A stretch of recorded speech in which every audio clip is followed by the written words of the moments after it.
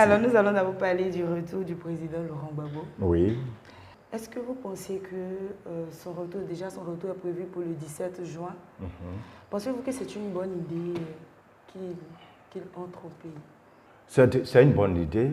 Voilà. L'idée que le président rentre au pays n'est pas du tout mauvaise. La question qu'on doit se poser, c'est de savoir est-ce que c'est le bon moment pour qu'il rentre. Sinon, c'est un fils du pays et la constitution ivoirienne le demande. Et aucun Ivoirien ne doit vivre en exil. Voilà, c'est écrit dans notre constitution. Étant donné qu'il a été déjà acquitté, totalement acquitté par la Cour pénale internationale, il n'a pas d'autre pays, il n'a pas d'autre village, il n'a pas d'autres parents ailleurs qu'en Côte d'Ivoire. Donc il fallait bien qu'il rentre chez lui, dans son pays. Alors, on ne peut pas dire autre chose que ça. Il faut qu'il rentre. Mais est-ce que c'est le moment, comme vous l'avez dit? Maintenant, la grande question, c'est de savoir si le moment est opportun. Vous savez, c'est nous qui avions annoncé, si j'ai encore bonne mémoire, en 2017 ou 2018, lorsque tout le monde s'attendait à l'acquittement du président Laurent Gbagbo, nous avions à l'époque annoncé que les gens allaient être totalement déçus. Les gens allaient se retrouver dans la confusion parce que ce à quoi ils s'attendaient, ça n'allait pas être le cas et qu'il fallait beaucoup prier. On va prier pour le président Laurent Gbagbo. Actuellement, tout le monde s'attend à ce qu'il soit libéré. Nous allons prier pour demander au Seigneur de faire avorter toute mauvaise surprise concernant Laurent Gbagbo. Que la joie des Ivoiriens ne soit pas de courte durée. Que la joie des Ivoiriens ne soit pas de courte durée. J'avais déjà dit I said this already. Que l'affaire là sera prolongée. That this case is going to be prospered. Et qu'à chaque fois qu'on va arriver là où on pense qu'une décision va être prise, ça sera toujours repoussé. They always postpone. Il y a une course de vie concernant Gbagbo. Et nous sommes revenus sur cette même révélation le 28 décembre 2018. Nous sommes revenus sur cette même révélation et nous avons interpellé tous ceux qui l'aiment et même la Côte d'Ivoire à prier parce que nous devons prier pour tous les fils du pays et pour l'unité de la nation. C'était un combat d'un certain niveau, non seulement spirituel et politique. Ce qui s'est passé là, c'est un signe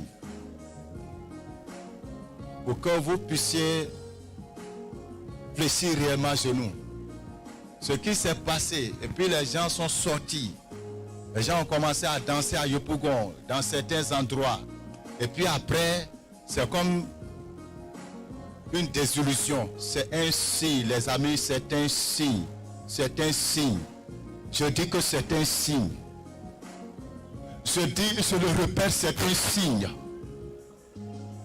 Parce que le combat de cet homme, c'est pas juste sa personne. C'est pas juste sa personne qui est en jeu. Sa libération, c'est pas juste sa personne qui est en jeu. C'est un combat des nations. C'est un combat du nouvel ordre mondial. C'est un combat des Illuminati. C'est un combat des maîtres de ce monde. Je vous dis, priez pour Gbagbo Laurent. Sinon, on va pleurer on va amèrement pleurer dans cette nation. Je vous dis la vérité, chers amis. Et donc, nous avons invité les gens à prier parce que les choses n'allaient pas être faciles. Et en 2019, vers fin 2019, nous avions annoncé que le combat était pratiquement fini. En 2020, nous avons finalement dit à ceux qui nous suivent qu'au niveau de la CPI, le combat était terminé. Et que maintenant, il fallait se concentrer sur le retour en Côte d'Ivoire. Et le 21 mars 2021, oui. Une semaine, je crois bien, ou bien 10 jours avant que l'acquittement ne soit prononcé, oui. Nous avons apporté une prophétie qui demandait au soutien du président Laurent Gbagbo d'être vigilant et de marcher avec le temps de Dieu. Et qu'il fallait laisser Dieu faire, il ne fallait pas courir, il ne fallait pas aller avant Dieu. Il fallait aller avec le temps de Dieu. Si vous avez des gens au FPI, if you got people at FPI, dites-leur de ne pas dévancer Dieu. Tell them to take it easy. They mustn't jump, run, mix up things. Dites-leur de ne pas dévancer Dieu. Take them to take it easy. Parce que ce n'est pas par la force, because it's not by might, ni par la sagesse des hommes, neither by human wisdom, que les choses seront rétablies. That things will be re-established. L'Éternel Dieu lui-même, the Lord God Himself, a pris sur lui, have taken on himself, de tracer le chemin, to make a way, de mener le combat, to fight the battles, de mettre en place ce qu'il faut, to put in place what needs to be, et d'enlever ce qu'il faut, and remove what needs to be removed, pour rétablir. to re-establish. Il ne doit pas courir plus que Dieu. They mustn't run faster than God. Lorsque nous le disions, le président, l'acquittement n'avait pas encore été prononcé par la CPI. Mais cela annonçait déjà prophétiquement que les choses étaient faites et que maintenant, l'homme devait rentrer dans son pays. Mais il fallait faire les choses selon le Seigneur. Le problème que nous avons avec les politiciens ivoiriens et surtout la branche du FPI, et ce que nous avons vu depuis qu'ils étaient au pouvoir jusqu'à aujourd'hui, c'est que c'est des gens qui n'écoutent pas la voix de Dieu. Ils ont trop confiance à leur intelligence, trop confiance à leur sagesse, trop confiance à leurs supporters, qu'ils ne font pas attention à la véritable voix prophétique. Quand ils étaient au pouvoir, ils ont écouté ce qu'ils voulaient écouter. Ils ont laissé à côté, ils ont rejeté ceux qui parlaient de la voix de la part du Seigneur réellement. Lorsqu'ils devaient aller aux élections de 2010, oui. Le même Tibi Joshua dont on vient de parler, oui. avait donné une prophétie, avait parlé dans cette affaire et qu'il avait donné un conseil qui n'a pas été suivi. Donc à chaque fois, les gens n'écoutent pas les messages qui viennent du cœur de Dieu. Et pourtant, quand vous les entendez parler, l'Éternel des armées, l'Éternel des armées, l'Éternel des armées, mais je ne sais pas si les gens comprennent l'implication de cette invocation dans leur discours. Quand vous parlez de l'Éternel des armées, donc c'est un commandant en charge. Une armée doit obéir à son commandant en charge. Donc si vous estimez que vous invoquez l'Éternel des armées, vous deviez écouter la voix de ce commandant en charge et non faire les choses selon votre volonté, selon votre manière de voir. Mais malheureusement, c'est dans cette situation que cette frange de la politique ivoirienne se trouve. Moi, je pense qu'il faut être sincère. Soit tu es avec Dieu et tu l'écoutes, ou bien soit tu n'es pas avec Dieu. Tu fais tes choses de par ta propre force, sans impliquer Dieu dedans. Là, on sait que tu n'as pas impliqué Dieu. On sait comment on va prier pour toi. Ou encore, tu es avec le diable et tu fais selon ce que les démons te disent et tu le fais à fond. Et le diable va te soutenir dans ce que tu fais. Mais nous sommes devant des gens qui se réclament à longueur de journée d'être du côté de l'Éternel des armées, mais qui ne respectent rien. Et voyez-vous, il y a tellement d'erreurs que les gens commettent, tellement d'erreurs que les gens commettent. Je veux d'abord déjà faire une mise au point avant de continuer. Moi, je suis prophète de Dieu, je ne suis à la sorte de personne. Dieu m'a appelé pour prier pour la nation et c'est ce que je fais. Je ne suis pas pour, je ne suis pas contre quelqu'un. Je communique la pensée de Dieu telle que cela m'a été donné. Lorsque le président Gbagbo est tombé le 11 avril 2011, ce n'est pas lui seul qui est tombé. L'Église a payé un lourd tribut parce que les gens disaient que c'est l'Église qui le soutient. Jusqu'au jour d'aujourd'hui, il y a des pasteurs qui ont perdu leurs églises. Et durant tout le temps que les hostilités juridiques ont duré, l'Église a particulièrement prié. Je sais que tout le monde a prié, même les musulmans, parce que Laurent Gbagbo, ce n'est pas l'affaire de l'Église seulement. Mais l'Église s'est particulièrement investie. Les gens ont invoqué Dieu. Durant tout ce temps, des gens ont prié, des gens ont jeûné pour demander l'intervention de Dieu. Lorsque la CPI a proclamé l'acquittement, jusqu'au jour d'aujourd'hui, où on parle du retour de l'homme dans son pays, je n'ai jamais entendu un leader du RPI lancer un appel pour faire ne serait-ce qu'un culte d'action de grâce, ne serait-ce que pour dire merci à Dieu, merci à cet Éternel des armées qui a combattu et qui a permis que le monsieur reste vivant, parce qu'il pouvait mourir en prison. Il y a même des allégations d'empoisonnement, c'est vrai ou c'est faux, mais avec son âge et tout le stress, toutes les difficultés, les conditions dans lesquelles il pouvait mourir là-bas. Il pouvait mourir là-bas en prison, il pouvait mourir à Korogo comme il pouvait mourir de l'autre côté. Ou bien même à sa sortie, il pouvait mourir. Parce que ce n'est pas facile à son âge, c'est plus un jeune de 30 ans, de 40 ans, de supporter tous ces stress, toutes ces oppressions, toutes ces conditions, ces humiliations. Mais si Dieu a soutenu cet homme, il a gardé en vie, il a protégé, il a préservé, et qu'aujourd'hui on parle de son arrivée au pays, la première des choses, c'était de demander un culte d'action de grâce. Qu'est-ce que les gens ont fait?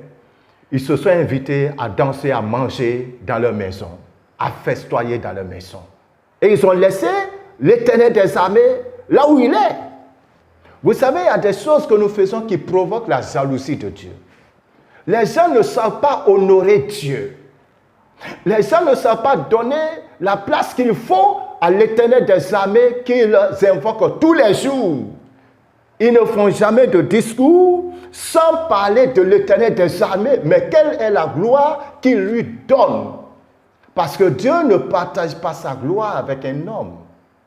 Je n'ai jamais, en tout cas, peut-être que ça a été fait et que je n'ai pas entendu, mais je n'ai jamais entendu, je n'ai jamais vu, je peux me tromper, mais je n'ai jamais vu qu'un appel a été lancé par le FPI, par EDS, ou bien par tous les partis qui soutiennent Laurent Gbagbo, pour demander un culte d'action de grâce à l'Éternel.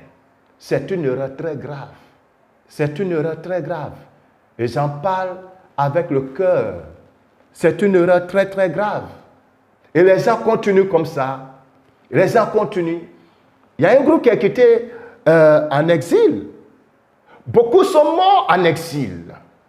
Les Bounbrabé sont morts en exil. Les Sansan, c'est ça? Ils sont morts en exil. Beaucoup sont morts en exil.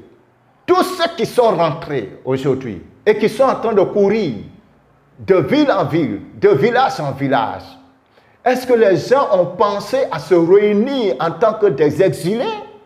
Ceux qui étaient en prison, qui ne sont pas morts en prison et qui sont sortis de la prison, parce que d'autres sont restés là-bas.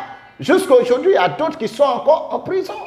Est-ce qu'il y a eu un rassemblement pour donner gloire à Dieu? S'il est vrai qu'on parle de l'Éternel des armées, est-ce que les gens ont donné gloire à l'Éternel des armées? Est-ce que les gens ont donné gloire à ce Dieu qui proclame tant? Où on est chrétien, où on croit en Jésus-Christ, où on croit en l'Éternel des armées, et on lui donne sa gloire quand il agit, Ou encore, on ne croit pas du tout et on fait ce qu'on veut, on se tape la poitrine comme on le veut et puis on avance. Mais il ne faut pas prendre à chaque fois Dieu comme le pompier. Quand on a besoin de lui, on l'appelle. Quand il finit d'agir, ok, c'est fini, il s'en va. Et puis un autre jour, etc. Non. Dieu n'est pas à notre service. Dieu n'est pas à notre service. Et Dieu ne fait pas les choses pour la gloire des hommes. Vous comprenez? Et quand vous fouillez dans les prophéties antérieures, vous allez voir qu'il y a une prophétie dans laquelle le Seigneur a dit que lui, Dieu, il va agir. Mais que les gens ne pensent pas que c'est à cause d'eux qu'il aurait agi et qu'il le fera à cause de sa gloire, à cause de son nom, à cause de son amour. Que les gens fassent un choix et qu'ils laissent le nom de l'Éternel des armées tranquille. S'il ne peut pas donner la gloire de Dieu, à l'Éternel des armées, qu'on le laisse tranquille. Mais si on croit réellement à un Éternel des armées, quand il agit, on doit poser l'action. Vous pensez que vos adversaires politiques, quand ils vont voir leurs hommes forts, leurs marabouts, ou bien leurs prophètes, et que ce qu'ils ont demandé là, quand ça se produit, vous pensez que les gens croisent les bras? Ils vont, ils tuent les moutons, ils tuent les cabris, ils tuent les bœufs, ils font des offrandes pour rendre gloire à ce Dieu qu'ils ont adoré. Vous pensez que Dieu ne mérite pas la gloire? Vous vous pavanez de ville en ville, de village en village, sans donner gloire à Dieu. Vous savez, il y a des choses qu'on fait qui provoquent la colère de Dieu. Dieu n'est l'ami de personne. Et Jésus a dit quelque chose. Si tu es fidèle en peu de choses, je vais te confier de plus grandes. Quand Dieu fait un, il faut lui montrer ta fidélité. Il faut lui montrer ta reconnaissance. Et puis il va en avant. Regardez tout ce parcours. Ce n'était pas évident, chers frères. Il y avait un préalable qui n'a pas été respecté. Et ils vont aller à l'aéroport pour chanter la gloire d'un homme. Comme si cet homme-là pouvait se défendre de lui-même. Ce qui s'est passé à ce pays-là, c'était la main de Dieu. Les gens ne savent pas le combat qui a été mené dans le secret par l'Éternel. Les gens ne savent pas combien de fois certains ont jeûné, des personnes ont veillé, des personnes se sont privées de nourriture pour que les choses se passent bien. On va aller accueillir le monsieur. On commence déjà à afficher ses posters un peu partout. Il n'y a même pas quelque part où on rend gloire à Dieu. Aucun moment, aucun discours officiel où de manière claire les gens rendent gloire à Dieu. De manière explicite, de manière large. Même quand on veut parler de Dieu, c'est en une phrase et puis on passe. Chers frères et sœurs, Dieu n'est pas notre ami. Dieu est jaloux de sa gloire. Dieu est très très jaloux de sa gloire. Si vous êtes convaincu que ce combat c'est Dieu qui l'a mené, alors donnez à Dieu sa gloire. Donnez à Dieu sa gloire. Donnez à Dieu sa gloire. Ainsi, le Seigneur, se sentant honoré, va davantage se manifester. Vous savez, je vais partager avec vous une révélation. Lorsque j'ai appris comme ça la date comme tout le monde, j'étais en train de demander au Seigneur s'il était dedans, si c'était le bon moment. J'ai vu le Seigneur assis de cette manière. Il regardait en bas, les yeux tournés vers le bas. Il voyait les gens, regardant les gens courir dans tous les sens, et puis il tournait la tête. Et je lui demande, qu'est-ce qui se passe, Seigneur? Il dit, ces gens courent, sans même s'intéresser à moi, sans même chercher à savoir ce que je veux. Et pourtant, à chaque fois, ils ont mon nom sur leurs lèvres. Mais ils ne savent pas me mettre au devant de la scène. C'est triste, cher ami. Vous pensez que si c'était un musulman qui avait vécu tous ces miracles et qui sortait comme ça, acquitté, ce n'était pas évident. Il sort comme ça, acquitté. Vous pensez que, avant même que les gens ne parlent de son retour, vous pensez il ne va pas demander, ou bien les gens qui le soutiennent ne vont pas demander aux mosquées, aux imams de faire des sacrifices d'action de grâce, de faire des rencontres de prière pour remercier, pour donner gloire à leur Dieu. Ils allaient le faire. Ils allaient le faire. Parce que le combat là n'était pas facile. Invitez vos connaissances, vos frères, vos sœurs, et tous ceux qui ont traversé ces moments difficiles avec vous, rassemblez pour dire merci à Dieu. Ça n'a pas été fait. En tout cas, je n'ai pas vu. Le cœur du Seigneur est-il en train de se réjouir avec ce que vous êtes en train de faire? Vous pensez que le cœur du Seigneur est dedans? Vous pensez vraiment que c'est le bon moment de le faire? Pour ceux qui écoutent nos prophéties quand même, quand quelqu'un parle, et on voit à chaque fois que ce qu'il dit, c'est ce qui se produit, à un moment donné quand même, il faut s'asseoir pour réfléchir sur ses dires. 10 jours avant, le Seigneur dit, il faut que les gens fassent les choses selon le temps de Dieu. Est-ce que c'est le bon temps de Dieu? Est-ce que les autres combats que Dieu devait mener pour que l'homme arrive dans un temps apaisé, est-ce que c'est fait? Je vais m'arrêter là pour d'autres questions.